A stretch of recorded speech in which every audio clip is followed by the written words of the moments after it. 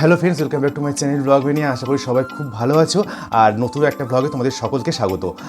আজকে থাম্বনেল থেকে বুঝেই গেছো আজকের ব্লগটা একটা ঘুরতে যাওয়া নিয়ে। আর আমরা যাচ্ছি বেলপাহাড়ি। তো যেই টিমটা আমরা সুন্দরবন গেছিলাম সেই ফুল টিম আবার যাচ্ছি। এখন বাজছে ভোর 4টে। আমি বেরিয়ে যাচ্ছি, আমরা গাড়ি বুক করেই যাচ্ছি। তো দুদিন থাকবো, সারাদিন কী করছি না করছি সবটা শেয়ার করবো। একটা নতুন জায়গায় নতুন এক্সপিরিয়েন্স। তো সঙ্গে থেকো, পুরো ব্লগটা দেখতে থাকো। তো রাস্তাঘাট বেশ শুনশান এখন দেখতেই পাচ্ছ। 4:10 বাজছে।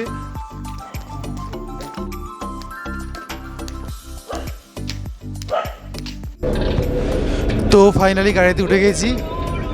এই যে দেখো গাড়ি, কি গাড়িটা হাই করে দাও।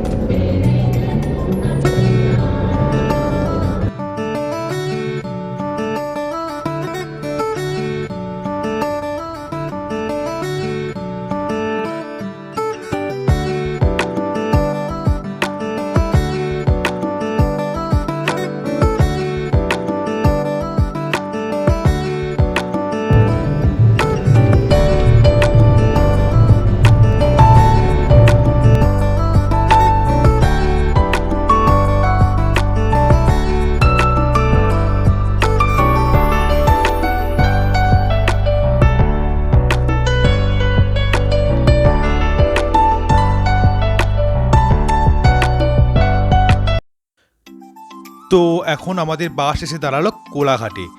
কোলাঘাটে আমরা একটু বিস্কিট, চা এসব খেয়ে নেব। তো এই ধাবাটাতেই আমরা দাঁড়ালাম। টিফিন এখানে করব না, টিফিন আমরা ক্যারি করেছি বাড়ি থেকে। তো ওটা বাসে করব, সেটা দেখাবো। এখন আমরা একটু চা বিস্কিট এসব খেয়ে নেব। নর্মালি কোথাও ঘুরতে গেলে এই কোলাঘাটে কিন্তু হল্ট করা হয়।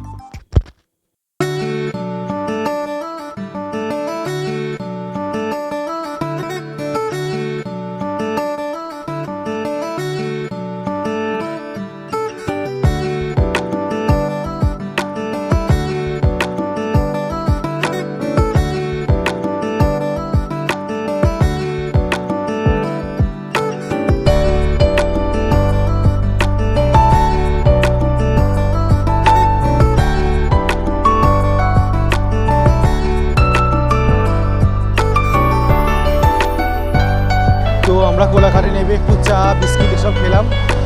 খেয়ে আমরা আবার রওনা দেবো ঝাড়গ্রামের উদ্দেশ্যে।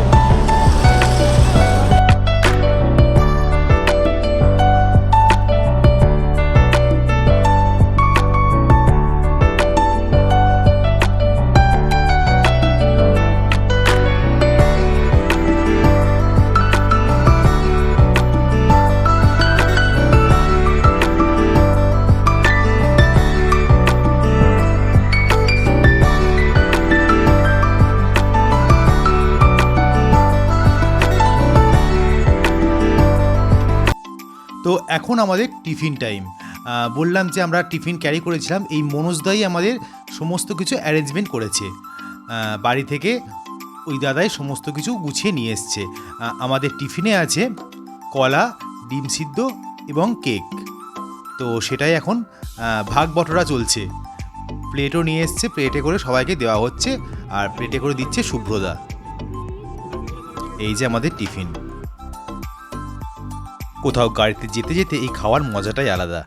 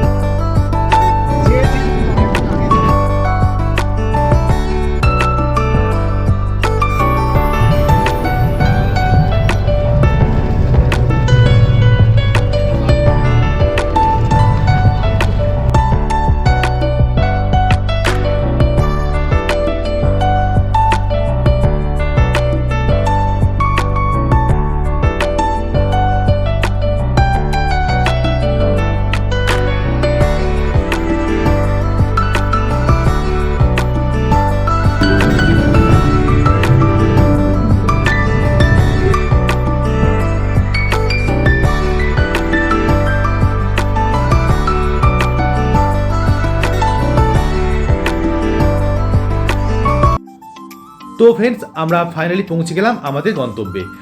আমাদের হোমস্টে যেখানে আমরা থাকবো সেখানেই একদম গাড়ি এসে দাঁড়ালো। আমাদের হোমস্টের নাম হচ্ছে শ্যামলী হোমস্টে। তো আমি ডেসক্রিপশান বক্সে এখানকার ফোন নাম্বার সমস্ত ডিটেলস আমি দিয়ে দেবো। আমরা অনলাইন বুক করেই এখানে এসেছিলাম। তো আমরা আগে গাড়ি থেকে নামি, নেবে আমাদের রুমে গিয়ে ফ্রেশ হয়ে আমরা বেরোবো সাইট সিন দেখতে। তো গাড়িতে আস্তে আস্তে যেটা দেখলাম, দুদিকের প্রাকৃতিক সৌন্দর্য অসাধারণ। দুদিকে জঙ্গল, গাছপালা আর মাঝখান দিয়ে রাস্তা। তো ভীষণ সুন্দর। আমি চেষ্টা করব তোমাদের আরও এই প্রাকৃতিক সৌন্দর্যগুলো দেখানোর। তো তোমরা পুরো ভিডিওটা দেখতে থাকো। ভীষণ মজা করব, প্রচুর আনন্দ করব আজকে। তো দেখতে থাকো। তো আমরা রুমে এসে এখন টিফিন করে এখন চান করতে যাচ্ছি নদীতে, আর সাইট সিন ঘুরতে যাচ্ছি।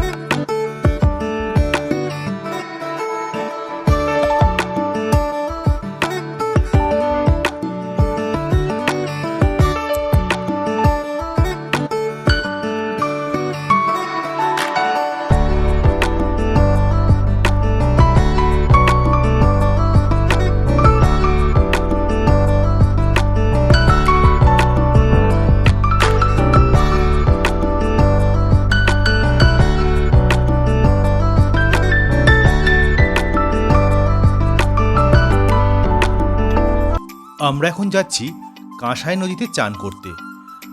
কাঁসাই নদীটা আসতে অনেকটাই টাইম লাগলো আমাদের হোমস্টে থেকে, প্রায় 1 ঘন্টা। কিন্তু এই আসার পথে দুদিকে যে মাটির দোতলা বাড়িগুলো দেখে সত্যিই চোখ জুড়িয়ে যায়। মনে হয় সব কিছু ছেড়ে এখানেই থেকে যায়। একদম গ্রামের পরিবেশে বিশুদ্ধ বাতাস পেতে 2-1 দিনের জন্য চলে আসতেই পারো এই। এখন আমরা আছি কাঁসাই নদীর পাড়ে। ওই যেটা হচ্ছে কাঁসাই নদী। তো এখানে আমরা এখন চান টান করবো। দেখেন নদীটা, অনেকটা রাস্তা আসতে হলো, প্রায় 1 ঘন্টার মতো এলাম বাসে।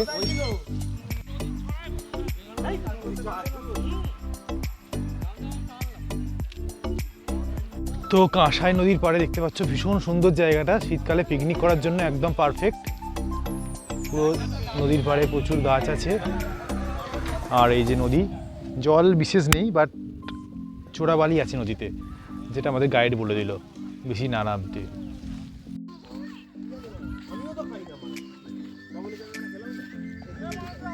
গামছা নিয়ে চললাম নদীতে চান করতে। এই নদীতে একটা বাঁশের ব্রিজ আছে, যেটা দিয়ে বাইক বা মানুষজন যাতায়াত করে। বাইক ভাড়া 10 টাকা। আর এই নদীর একটা বৈশিষ্ট্য হলো 1 হাঁটু জল, কিন্তু কোনো কাদা নেই, পুরো বালি। তো নদীতে ভালোই ঝাঁপানো যেতে পারে।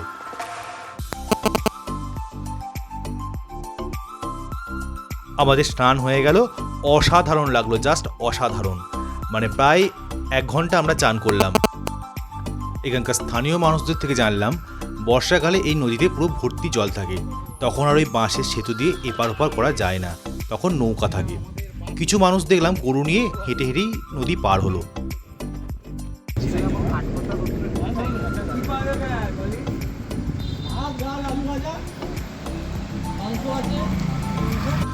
তো আমরা এখন নামলাম ডিয়ার পার্কের কাছে। এখানে একটা রেস্টুরেন্টে লাঞ্চ করব, দেখি ভিতরে কি খাবার দাবার আছে। তো চলো দেখা যাক।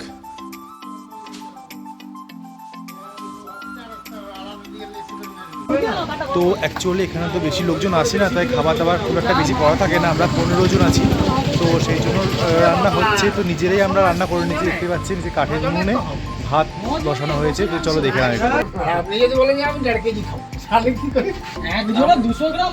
তো ওইদিকে রান্না বান্না হোক, ততক্ষণ আমরা ডিয়ার পার্কটা ঘুরে চলে আসি। রান্না করতে অনেকটাই টাইম লাগবে। এই যে আমাদের শুভেন্দুদা রান্না করতে ব্যস্ত। এটা ভাত হচ্ছে এখন, ভাত, ডাল, আলু ভাজা, চিকেন, এই সবই তাড়াতাড়ির মধ্যে হবে আর কি, আর তো কিছু করার নেই। মনোজদা হেল্প করছে। ওই হোটেলটা যেখানে আমাদের রান্না হচ্ছে তার ঠিক পিছনে একটা জঙ্গল আছে। ওই দেখো আমাদের রান্নার জায়গাটা দেখা যাচ্ছে। আমরা এখন আছি জঙ্গলটার মধ্যে। এখানে পিকনিক করার জন্য খুব সুন্দর একটা জায়গা। তো তোমরা যদি আসো কেউ, এখানে ওনারাই বললেন যে রান্না করে দেন। এটা হচ্ছে একদম জঙ্গলমহল জুলজিক্যাল পার্কের ঠিক অপোজিটে। তো আমরা এখন সবাই মিলে চললাম ওই চিড়িয়াখানার দিকে। দেখা যাক ওখানে কি আছে। আমরা এখন ঢুকছি জঙ্গলমহল জুলজিক্যাল পার্কে। এখানকার প্রবেশ মূল্য জনপ্রতি 25 টাকা। আমরা টিকিট কেটে ভিতরে ঢুকে গেলাম।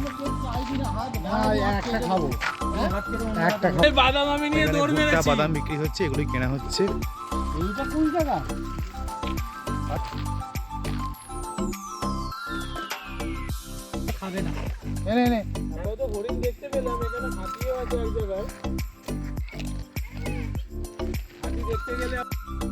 এই প্রথমবার দেখলাম হরিণ এত কাছে এসেছে এবং তাদের গায়ে হাত দিচ্ছি, আর হরিণরা হাত থেকে বাদাম নিয়ে খাচ্ছে।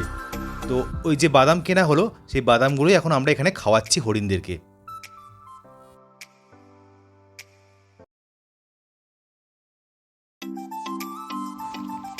হরিণগুলোরও খুব ভালো লাগে। দেখো দেখো, দাঁড়া তো, হরিণের সঙ্গে সেলফি নিয়ে নি। দাঁড়া, তুমি তাকা।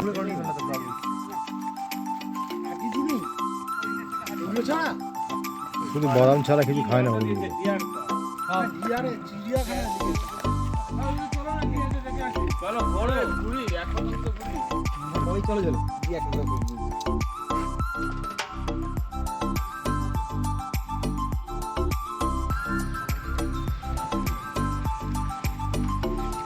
যেহেতু এটার নামই ডিয়ার পার্ক, তাই বিভিন্ন ধরনের হরিণ এখানে রয়েছে, বিভিন্ন সাইজের, ছোট থেকে একদম বড়। এক একটা প্রজাতির হরিণকে তো দেখলে মনেই হবে ঘোড়া।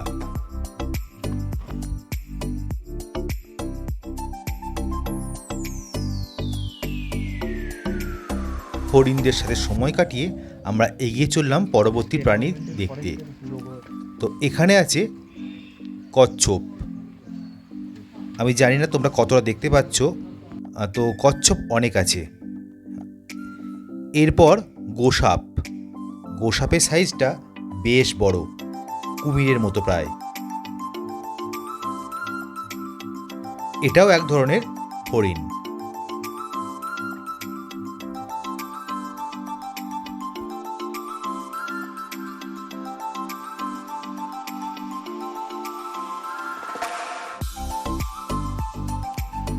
এরপর আমরা দেখব এমু পাখি। এমু পাখি কিন্তু খুব জোরে দৌড়ায়। সাইজটা দেখো যথেষ্ট বড়। আমরা তো গায়ে পিঠে হাত বুলিয়ে দিলাম।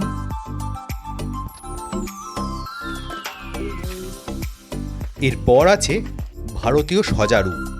সজারুর গায়ে কিন্তু অনেক কাঁটা থাকে, তো তোমরা দেখতে পাচ্ছ কাঁটাটা মেলেছে ওরা। এরপর এলাম বাঘ বাবাজির কাছে। বাঘ বাবাজি তো খাওয়া দাওয়া করে দুপুরবেলা মাচার উপর উঠে বসে আছে।